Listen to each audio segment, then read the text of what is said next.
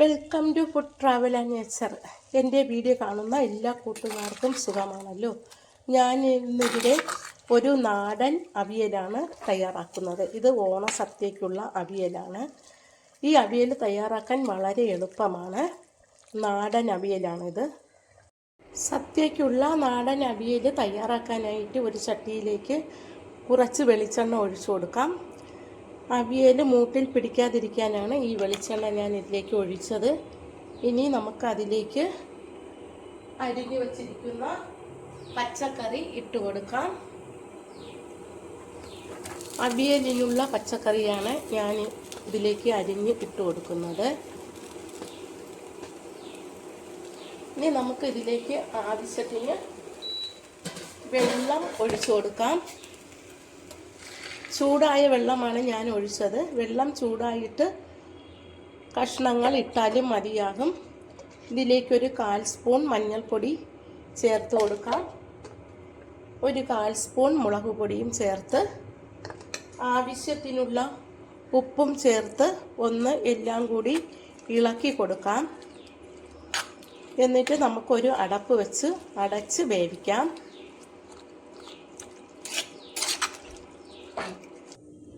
പച്ചക്കറി വേകുന്ന സമയം കൊണ്ട് നമുക്ക് അതിൻ്റെ അരപ്പ് അരച്ചെടുക്കാം. 1 കപ്പ് തേങ്ങയാണ് ചുരണ്ടിയത് ഞാൻ മിക്സിയുടെ ജാറിലേക്ക് ഇട്ട് കൊടുത്തു. കഷ്ണങ്ങളിൽ മഞ്ഞൾപ്പൊടി ചേർത്തു, എന്നാലും ഒരു നുള്ളു മഞ്ഞൾപ്പൊടി തേങ്ങയിലേക്ക് ഇട്ട് കൊടുക്കാം. 1/4 സ്പൂൺ ജീരകപ്പൊടി ചേർത്ത് കൊടുക്കാം. ഇതിലേക്ക് ഇനി 2 കഷ്ണം ചെറിയ ഉള്ളി ഇട്ട് കൊടുക്കാം. 2 അല്ലി വെളുത്തുള്ളി, 2-3 അല്ലി വെളുത്തുള്ളി ഇട്ട് കൊടുക്കാം. 2 പച്ചമുളക് ഒടിച്ചിട്ട് കൊടുക്കാം. കുറച്ച് കറിവേപ്പില ഇട്ട് കൊടുക്കാം. എന്നിട്ട് ഇതെല്ലാം കൂടി നന്നായിട്ടൊന്ന് അരച്ചെടുക്കാം. നല്ലതുപോലെ അരയണ്ട, ഇതുപോലെ അരച്ചെടുത്താൽ മതിയാകും. ഇടയ്ക്ക് അടപ്പൊന്ന് തുറന്നിട്ട് ഒന്ന് ഇളക്കി കൊടുക്കാം. കഷ്ണങ്ങളെല്ലാം വെന്ത് വരുന്നുണ്ട്. കഷ്ണമൊക്കെ വെന്തു വെള്ളമൊക്കെ വറ്റി വന്നിട്ടുണ്ട്. ഇനി നമുക്കിതിലേക്ക് അരച്ചു വച്ചിരിക്കുന്ന അരപ്പ് ചേർത്ത് കൊടുക്കാം.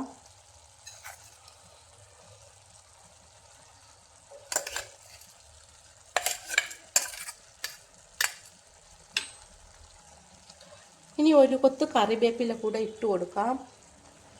എന്നിട്ട് നമുക്കിതൊന്ന് ഇളക്കി കൊടുക്കാം.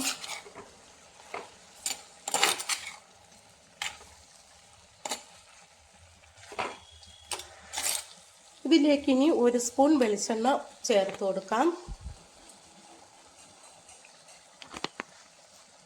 എന്നിട്ട് ഇത് ഒന്നുകൂടി ഇളക്കാം.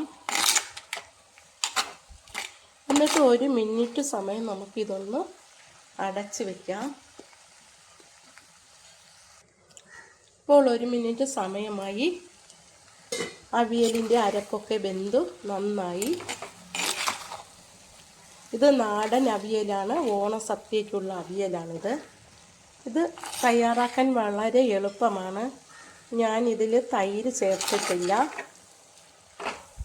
വെളിച്ചെണ്ണയും കറിവേപ്പിലയുമാണ് അവസാനം ചേർത്തത്. ഇത് കഴിക്കാൻ നല്ല ടേസ്റ്റാണ്. ഇത് നാടൻ അവിയലാണ്. എൻ്റെ ഈ വീഡിയോ ഇഷ്ടമായെങ്കിൽ ആദ്യമായി കാണുന്നവരെല്ലാം എൻ്റെ ചാനൽ സബ്സ്ക്രൈബ് ചെയ്യണം, സപ്പോർട്ട് ചെയ്യണം. Thank you.